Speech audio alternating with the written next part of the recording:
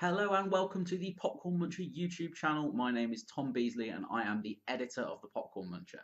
Today I need to talk to you about the most ambitious movie of all time, Avengers Infinity War, and more importantly I need to talk to you about its ending. Now, given the title of the video and the intro I've just given you, I shouldn't have to say this, but I'm going to anyway because I don't want to risk the rage of the internet. From now on and until the end of this video, there will be enormous Thanos-sized spoilers for Avengers Infinity War, including the tiny details of the ending. Consider yourself warned, I'm going to play a clip from the trailer, but after that clip, we're going firmly into spoiler territory. We got one advantage. He's coming to us. We have what Thanos wants, so that's what we'll use. Now, I should say, before we get started on the negativity here, I really liked Avengers Infinity War. It's a satisfying payoff to a decade of superhero build-up, and thanks to the Russo brothers' direction, it features some of the best action scenes that I've seen in a blockbuster this year. The last 45 minutes are visually spectacular on a scale I'm not sure I've seen before. It's also one of the funniest Marvel films ever, probably the funniest one since the first Avengers movie, as although there's really good stuff in Thor Ragnarok, I didn't like it as much as many did. However, I did have enormous problems with the ending of this movie, and that's why we're all here.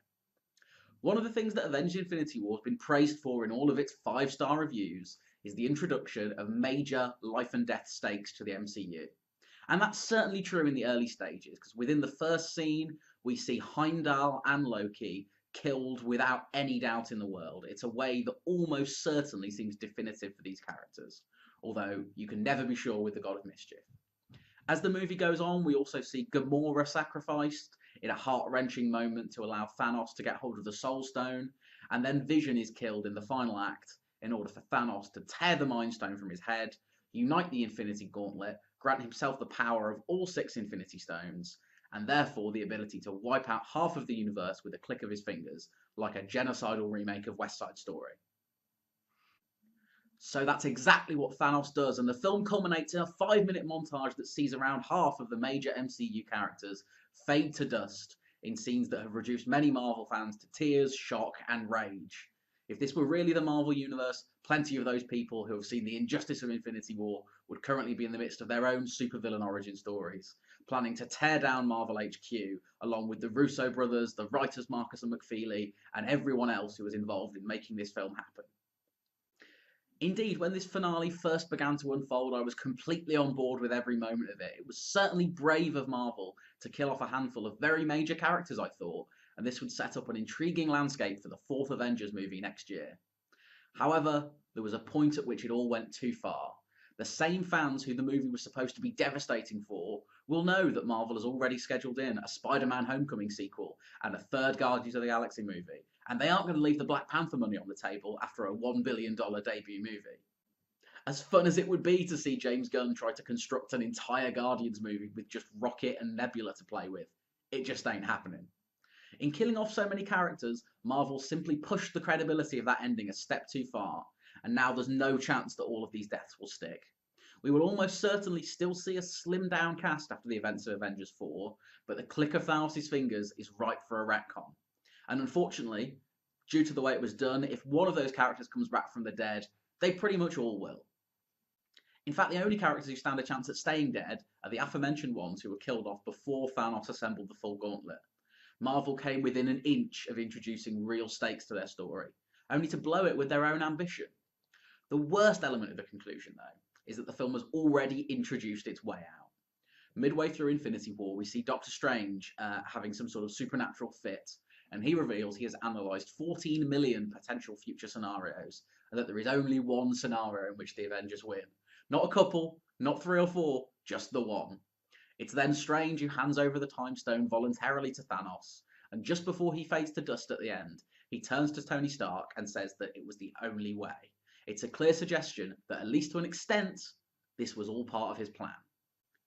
Marvel could have solved many of these problems with just a little bit of restraint. Infinity War should have ended on the click of Thanos' fingers, cutting immediately hard cut to black, before displaying the crumbling title card in a spooky evocation of the horror of what is happening.